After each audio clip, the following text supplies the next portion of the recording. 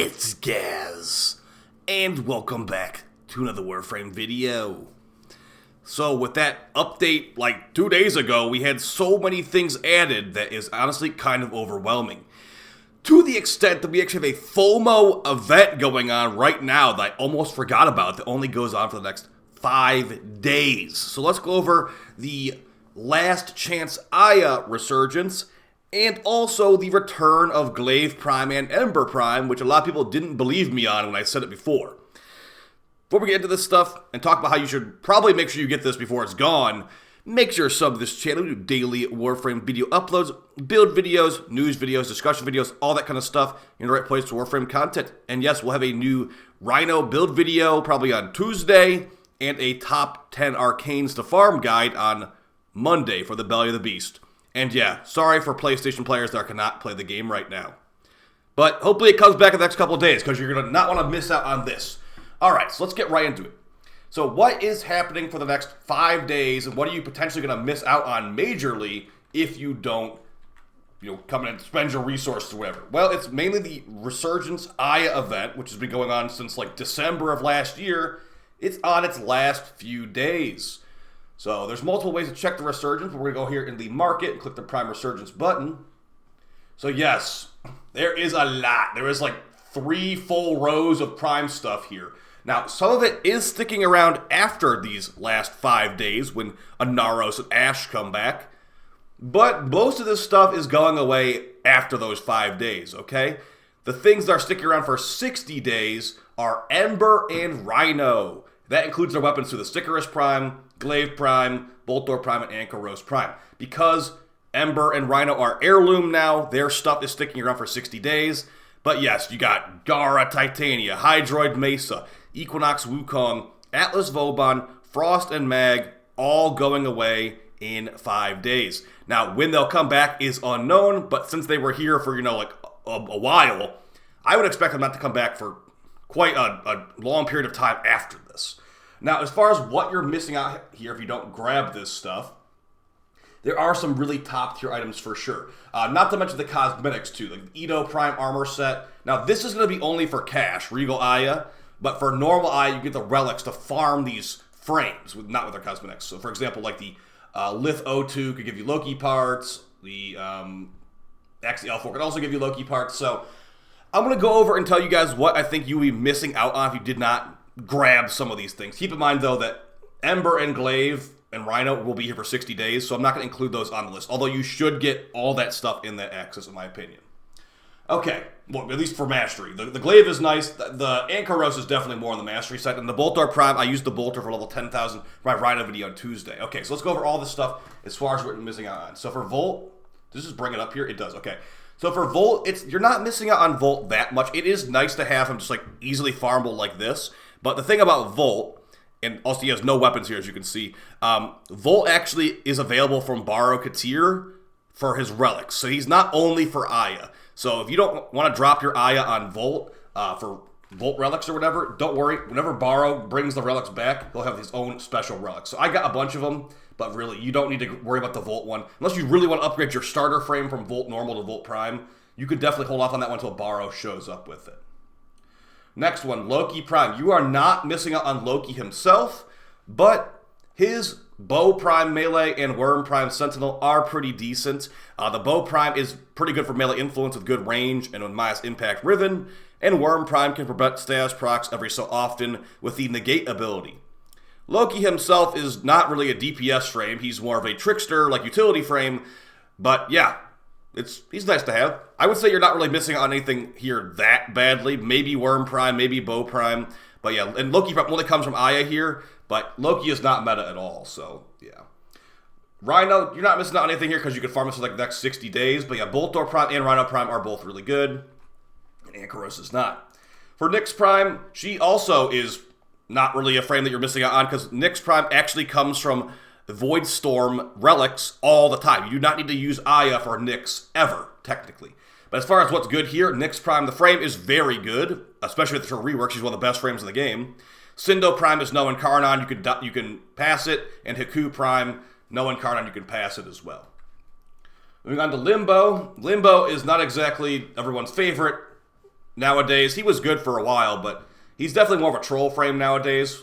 But as far as the stuff you're missing on here, Distressor Prime is good with the new Melee Doubtry Arcane. Besides that, And Pyronic Prime is definitely very outdated, but pretty good for Plague Star if they ever bring Plague Star back. I'd say the things you're really missing out on this access is actually the Rift Walker Prime Sigil, a very nice sigil. Now that is for Regal Aya, not for normal Aya. So yeah, as far as the guns and stuff, you're not missing out anything really, in my opinion, on that stuff. For Trinity, let's see, what are you missing on here? You're not really missing out on a whole lot. So Trinity is good for like healing and being a EV DPS for level 10,000s. The Dual Kamas Prime is just generic dual swords with no Incarnon, so wouldn't bother with that. And as far as the rest of the stuff with her bundle, she has like some like Kubrau stuff. So there's some pretty cool cosmetics. But yeah, I'd say you are not missing out on much unless you want to get Trinity herself. Trinity is good. The weapon she has is not good. Moving on to Mag, you are pretty much missing out on everything if you don't get... Okay, besides the Docker Prime. Mag Prime is going to be really annoying to get after this because she is only from Aya. So if you don't have Mag Prime and you like Mag, or you have been interested in Mag, I would recommend getting her the next 4 or 5 days because she can be pretty expensive. Sometimes she's really good and easy to play. And then also the Boar Prime Incarnon exists. The Boar Prime is really strong with the Incarnon. And if you don't get it, here's the thing. You could always buy the Incarnon adapter from Cavallero, but you could not get the Boar Prime to drop, okay? So this is one of the only places to get the Boar Prime to drop from these relics and stuff. So I'd recommend you get the Boar Prime as a high priority item from this Resurgence last week. The Docker Prime is pretty good too, but the Docker Prime is non-Incarnon. So yeah, it's pretty passable. Yeah, but Boar Prime and Mag Prime should be some high priority things you should get. So like Mag Relics would be M8, D4, Meso F4, and then for Boar Prime it would be, or whatever these are, Meso, or Neo B8. I should probably get a bunch of those, honestly. The Boar Prime stock is a very nice one to get. There's just some good relics in general. We got Latron, Boar, Mag, and this one. That's a really nice relic, the Meso F4. Moving on, though, we've got Frost next. Now, as far as what you're missing out on Frost, you are missing out on everything besides the melee here, basically. Frost Prime, extremely powerful. Cold procs have been buffed so many times that Frost keeps getting indirectly buffed over and over again. So Frost is a frame that you're going to want. The Prime frame is the best version, obviously. But the thing I think is even more important than Frost, potentially. Let me know how you feel about that take. The Latron Prime. Yes, it used to be like a meme of a weapon. Nowadays, it's a really good meme of a weapon with the Incarnon making it like bouncing fireballs of armor stripping death and fire procs too. It's really, really powerful if you have the Incarnon. And again, just like the Boar, if you get the Incarnon, you might have a harder time getting the actual Prime because the Prime is going to be vaulted after like Thursday or whatever it is. So I'd recommend that you get the Latron for sure. And for the Reaper Prime, it's a good scythe, but we have better scythes in Warframe 2025, like the Harmony, Hate, and so on and so forth. So yeah, these two items, just like Mag, the frame and the primary are both really good from the access. For Atlas here, it's nice to have Atlas, I suppose. He's pretty good. He's getting his fists will be getting a mini rework in March for the pseudo-exalted rework, so that could be nice. The Tekko Prime, pretty good for what they are. They're like a punching melee weapon that can do some decent slash procs, but beyond that, no Incarnon. To me, no real reason to use them, honestly, but maybe you'll like them. They have pretty decent stats. And for Death Cube Prime, I'm not a big Sentinel guy because it can't double up loot, but if you want a pretty good Sentinel, this one is definitely one of the better Sentinels, and it also looks really cool, too. Some of the abilities can make this thing drop orbs on you as it does assist for you. So yeah, I'd say as for this one, you're missing out on none of it, honestly, if you really want my true opinion. But maybe some of these cosmetics look pretty nice, like these cosmetics for the Sentinel. That looks pretty good, actually. But I would say, unless you are interested in Atlas mini pseudo-exalted rework in March, nothing here is really a must-have item. But, hey, each their own. Moving on, we got Vauban here. Now, for this one, I would say if you don't get Vauban Prime here, it might be a pretty expensive set going forward. A lot of the Vauban parts are kind of goofy because when Vauban Prime first came out, DE was experimenting with stuff where they wanted all his parts to be rare. Now he has, like, air quotes, rare parts that are 25 ducats. So, yeah, he can be pretty rare sometimes as far as his drop rate and getting the items, but as far as that, like, if you like Vauban, go for it, but I'd say he's pretty rare, and if you want to drop some Eye to get it, it would be smart in the long run, but for getting one set for yourself, it might be smart to just buy it from somebody for plat. But yeah, his His bundle here, actually, the Fragor Prime is definitely underrated. If you are like trying to do Belly of the Beast, and you're like, I don't have the Magistar, I don't have the Attendant Exec, I don't have the Sampotes, blah, blah, blah. The Fragor Prime can one-shot the Lich, totally. So, if you want a good slam melee that's not top tier, but definitely still really good, the Fragor Prime can be a great choice for you. And the Accidental Prime, yeah, they're pretty low stats. But yeah, I'd say you could get all the stuff in this access and not feel too bad about it, but Vauban and Fragor are the main things. Accidental Prime being like third place for sure. For Equinox here, we've got Equinox Prime, the frame, we got the Thibodeau melee, and the Stradivar Prime gun. Out of all that stuff, just get Equinox if you want to get any of this stuff. Equinox still has pretty good range with nuking builds and like sleeping builds. But yeah, these weapons down here are pretty bad. Honestly, if anyone is listening that actually mains the Stradivar Prime, I would love to hear that, because I feel like this is just a gun. We talked about this last night.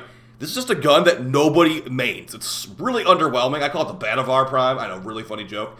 But look at this thing. 80 damage on the ult shot, 30 damage on the primary shot. It's just a really weak feeling weapon. I would not recommend either of these. Thibodeau Prime is definitely better than the Stradivar Prime. But yeah, if you want any of the stuff with the access, go for Equinox. And maybe the Cyandana. Pretty nice Cyandana. And for the last... Oh, we got a lot. It's not over yet. We got a lot. We got like 4 more frames. Wukong Prime access. Now for this one, I would highly recommend... This is one of the things you want really badly here. Wukong Prime is extremely good. You could get Wukong normal from your clan dojo for free. But yeah, Wukong Prime is an extremely good frame for clearing Steel Path nodes. He's great for spy missions. He's good for pretty much every type of mission. He's just not the best at certain missions. He's just good at them. So I'd highly recommend you get Wukong Prime. Now, as far as his weapons, the Ninkandi Prime and the Zhuge Prime, these are both good. But yeah, they're not going to be really your main weapons if you get Incarnons and stuff like that. So maybe get them for Mastery, get them for some decent stat stuff. But yeah, they're not really used that heavily. If we got an Ninkandi Prime Incarnon, I would use that a lot, though. And he's got an Ephemera down here as well, which has like this like particle effect on it. Yeah, Wukong is definitely a frame you should grab from this if you don't have him already. Moving on to Mesa, another frame you should probably have if you don't have her already. Mesa Prime is one of the best frames in this Resurgence. She is like an aimbot turret, pretty much, and she can annoy people with how good she is sometimes.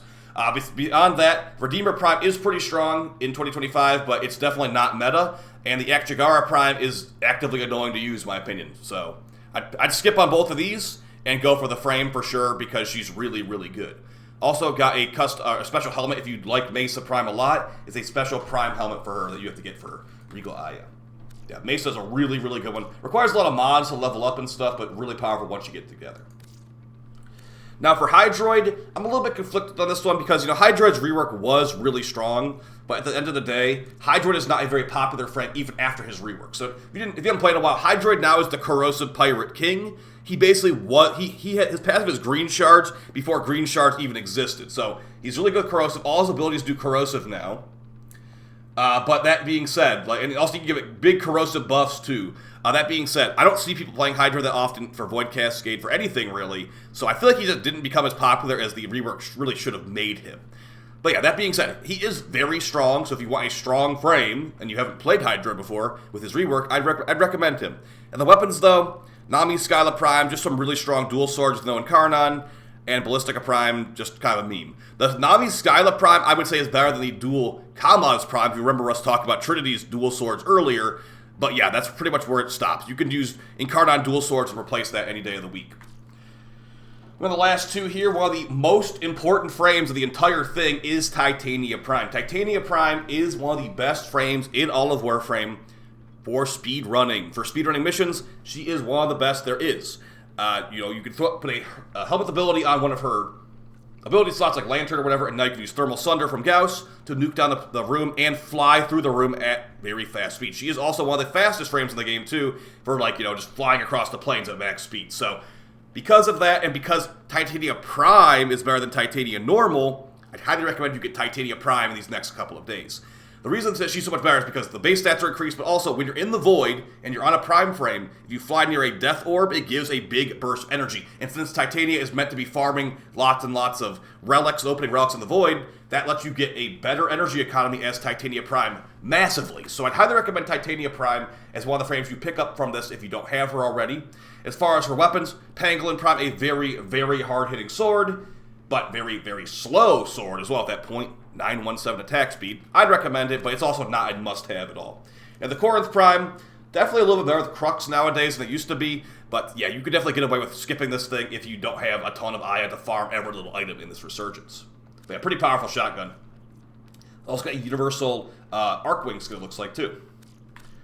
And for the last frame here, we got Gara. Keep in mind, Gara Prime, her pseudo-exalted Shattered Lash is being reworked in March, just like Ashe, just like Atlas, and Korra getting nerfed, obviously. But yeah, Gara Prime is pretty good for a variety of things. Defense objectives, high damage hits, nuking down stuff. She's pretty good at a lot of things like that. But she is a little bit annoying to play for some players. You gotta use her fourth ability, you gotta use your first ability, you gotta make sure your second ability is active. A lot of stuff like that. That can be annoying to some players. It's not that bad to me, but I don't really play her that often. That being said, she is strong, so maybe check her out. She's not that expensive plat-wise either. The Astilla Prime and the Volnus Prime are definitely skippable. They're like glass weapons that have decent stats, bar none and Karnan. She also has an Ephemera as well, which I can find that right here. The Katina Prime Ephemera. So if you like this, it makes your frame glow, and you have these crystals flying around you. If you like that, go ahead and grab it. So that's going to be your entire last chance Resurgence. Oh yeah, Ember, of course. You have 60 days in Ember, though. So yeah, biggest stuff, guys. A lot of these frames are things you want to get. There's certain weapons here that are good, too, like the Incarnons from Mag and Frost. But for the most part, just get the frames that you want, like Wukong or whatever. And yeah, hopefully you can get as much as you can before those 5 days are up. So I will see you again on stream very soon with the weekly reset tomorrow. I just want to make sure I got this info up for you guys because, yeah, I actually didn't even cover it on the first day. So you probably have like less than 5 days at this point. I just recorded this when it was 5 days exactly. So yeah, don't worry, we'll get Ashe and Inaros back next week. But yeah, as far as like Mag and Frost, no clue when they'll come back again. I would say to be safe, maybe make sure you have them. So either way, I'll see you in the next video, guys. I'll probably be on stream tonight. I was thinking I didn't want to stream today, but I actually think I will. And yeah, I'll see you with more videos throughout the week. Hope you enjoyed the update, and see you guys soon. Peace.